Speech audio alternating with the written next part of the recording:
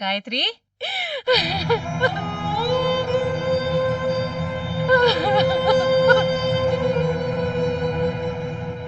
அம்மா. ஏ அழறியா என்ன? அழாத. இந்த பார், நானே வேலையை முடிச்சிட்டு உனக்கு போன் பண்ணுவோம் தான் நினைச்சிட்டு இருந்தேன். நான் இருக்கேம்மா உனக்கு.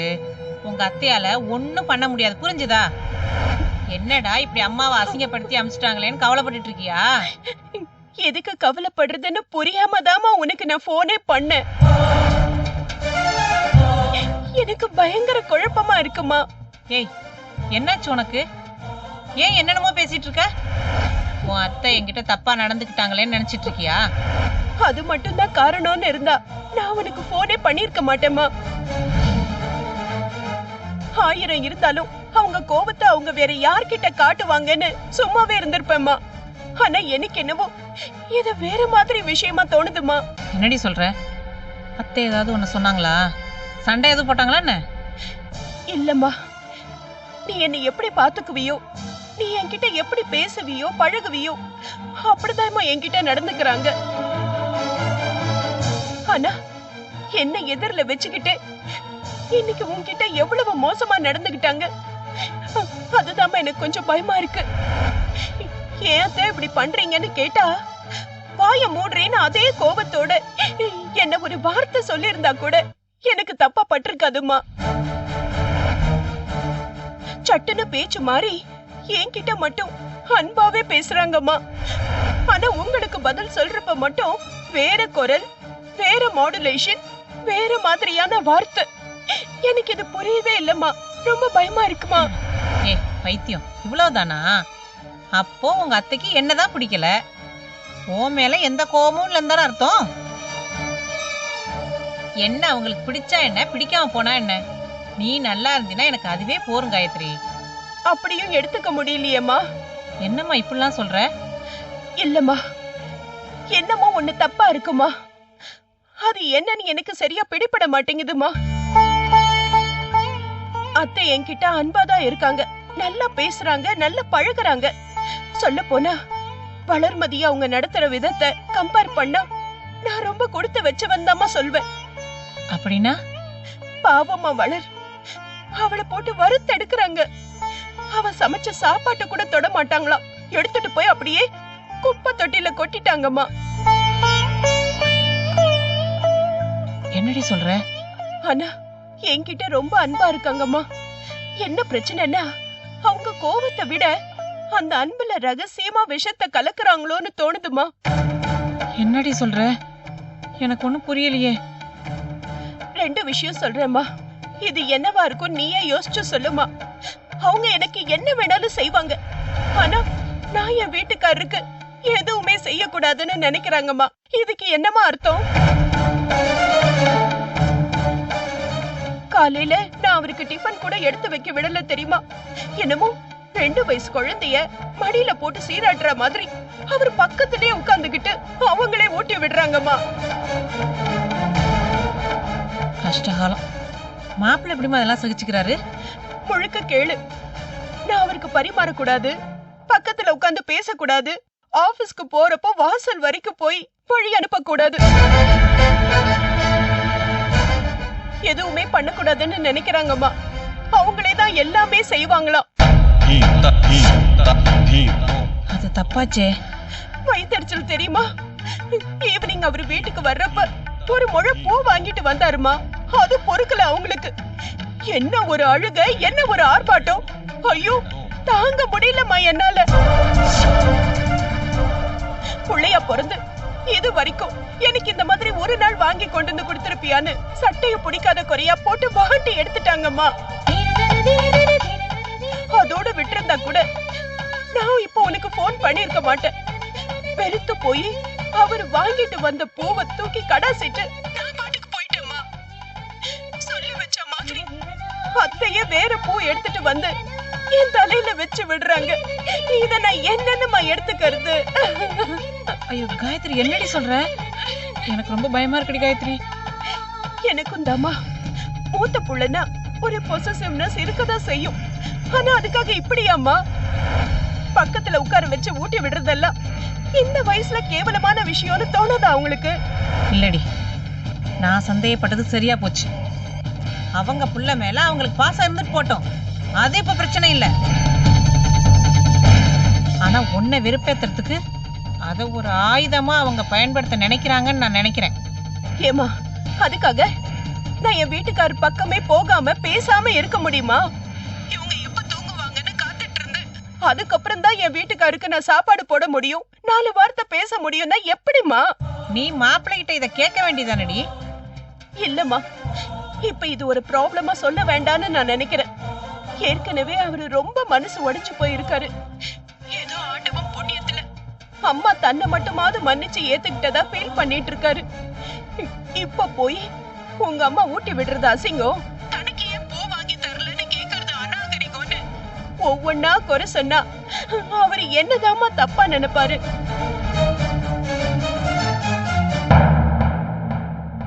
லைன்ல இருக்கியம்மா? இருக்கேன். என்ன பண்ணலான்னு யோசிக்கிறேன்.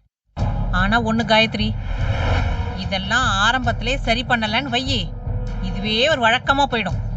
எது செய்யறதுனாலும் அம்மாவை கேட்டுட்டு தான் செய்யணும்னு அவர் நினைக்க ஆரம்பிச்சிட்டா உன் வாழ்க்கை நிம்மதி இல்லாம போயிடும்டி.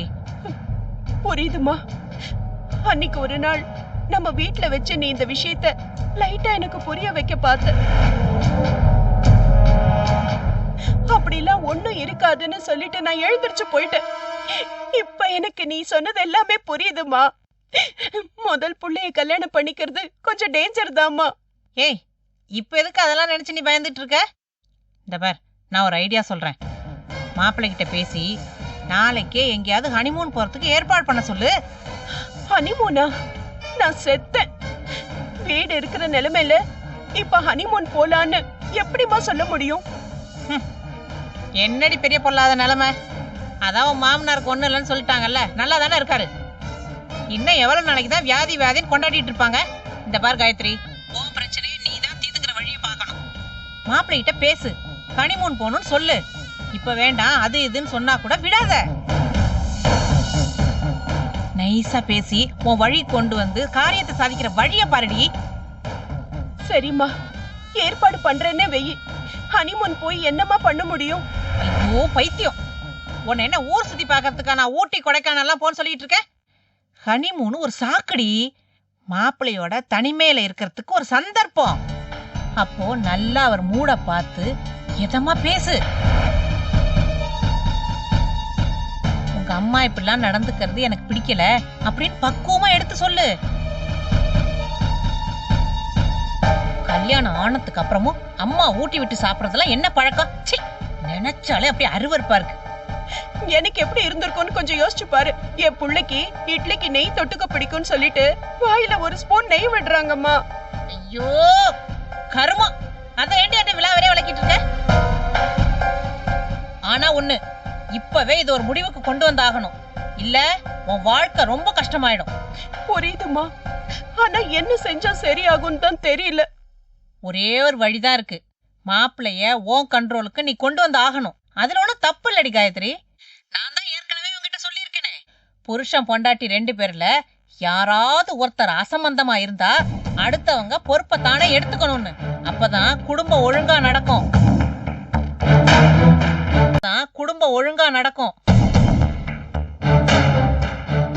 எல்லாம் அதுவே சரியா போயிடும் ஈன்னு வாயை பொழந்துட்டு வேடிக்கை பார்த்துட்டு உட்கார்ந்துருந்தா வயசு தாண்டி போகும். வாழ்க்கை அப்படியேதான் இருக்கும். புரியுதா? ஊட்டிக்கோ கொடைக்கானலுக்கோ டிக்கெட் வாங்க சொல்லிடி. கூட்டிட்டு போய் சந்தோஷமா வச்சுக்கோ. 2 நாளோ 3 நாளோ மனசு விட்டு நல்லா பேசுடி. அவர் மேல உனக்கு அன்பு இருக்கு, அக்கறை இருக்குன்னு அவருக்கு புரிய வை. அவரை தவிர வேற யாருமே முக்கியம் இல்லைன்னு நீ நினைக்கிறத அவர் நம்பணும். மாப்பிள்ளைக்கு உன் மேல உசுறு, அதுல சந்தேகமே இல்ல.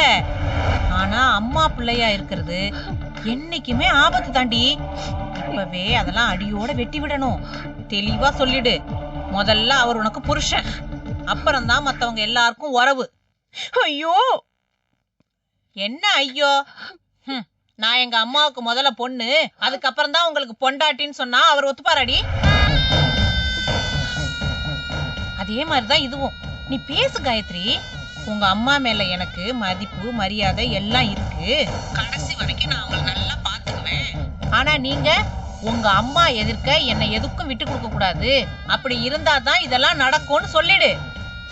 சரிம்மா, பேசி பாக்குறேன். என்னது பேசி பாக்குறியா? கொன்னுடுவ ராஸ்கல் ஒன்ன. இப்பவே பேசி நாளைக்கு ஹனிமூன் கிளம்புறதுக்கு வழிய பார்க்கணும். புரியுதா? சரிம்மா, அவர் வராரு, நான் வச்சிடுறேன்.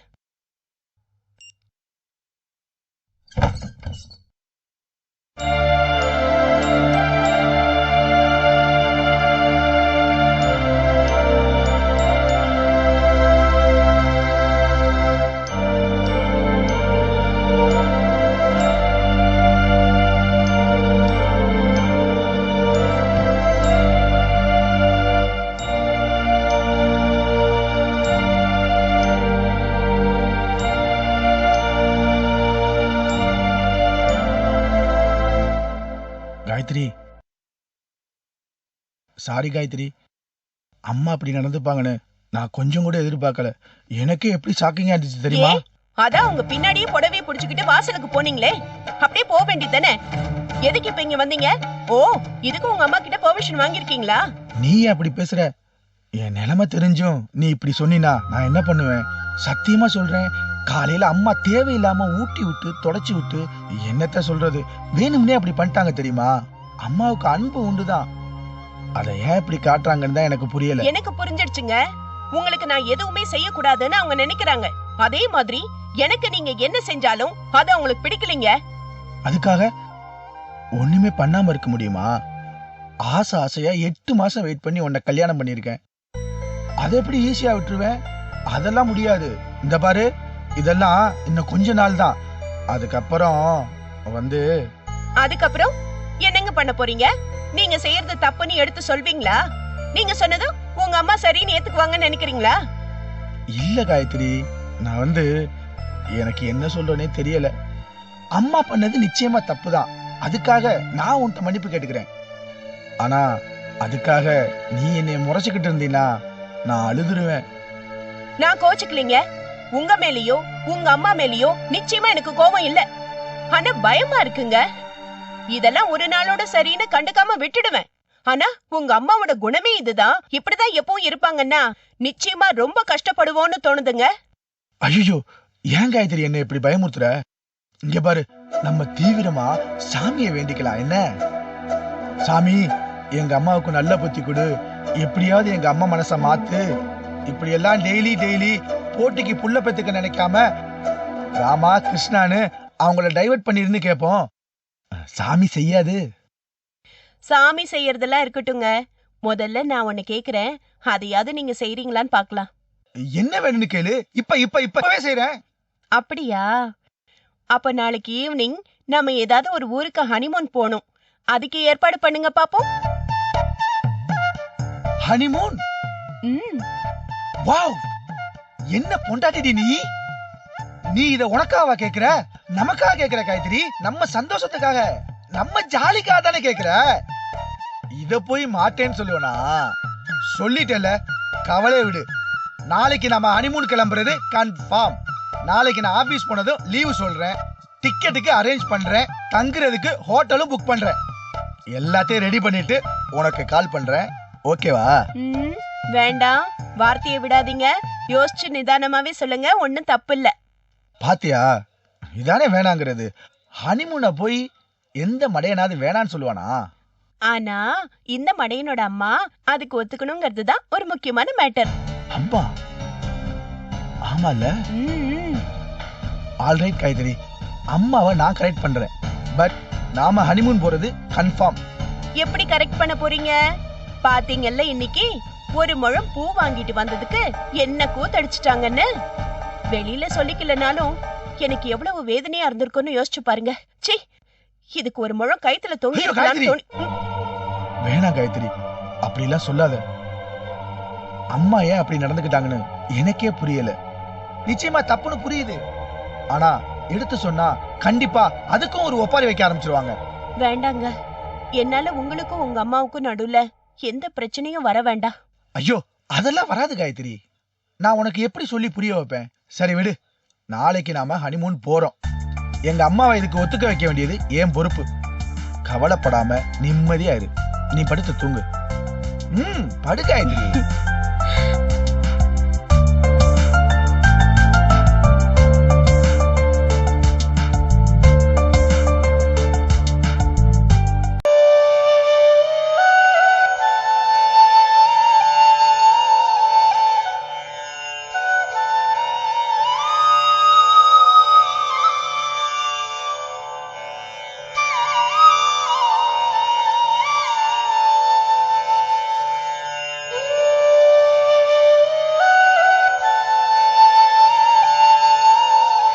தொட்டடை. அம்மா காஃபி இந்தாங்கம்மா. என்னப்பா விநாயகம், நீயா காஃபி போட்ட? ஆமாம்மா, யோசிச்சு பார்த்தேன். நான் 5 வயசுல இருந்து காஃபி குடிச்சுக்கிட்டு இருக்கேன். எனக்கு இன்னைக்கு 30 வயசு ஆகுது. தட் இஸ் 25 வருஷ கப் காபி. வருஷத்துக்கு 365 நாள். ஒரு நாளைக்கு 2 காஃபினா வருஷத்துக்கு 735 காஃபி. 25 வருஷமா 735 காஃபினா 18,250 காஃபி எனக்கு நீங்க போட்டு கொடுத்துருக்கீங்க. நம்ம வீட்டுல மொத்தம் 6 பேரு. 6 பேருக்கு இதே கணக்கு போட்டாக்கா நீங்க இது வரைக்கும் 1,25,747 கப் காபி போட்டிருக்கீங்க. ஒரு காபி கடல்ல எங்களை எல்லாம் குளிப்பாட்டின உங்களுக்கு கேவலம் நான் ஒரு கப் காபி போட்டு கொடுக்க கூடாதாமா? சாப்பிடுங்கம்மா. குடிச்சு பார்த்துட்டு எப்படி இருக்குன்னு சொல்லுங்கம்மா. விநாயகம், 7 ஜென்மத்துக்கும் சேர்த்து இது ஒரே அடியா குடிச்சா மாதிரி இருக்கு. யாருக்குடா இந்த மனசு வரும்? என் கண்ணு, நீ என்னைக்கு நல்லா இருக்கணும். குடிங்கம்மா, காஃபிய குடிங்கம்மா.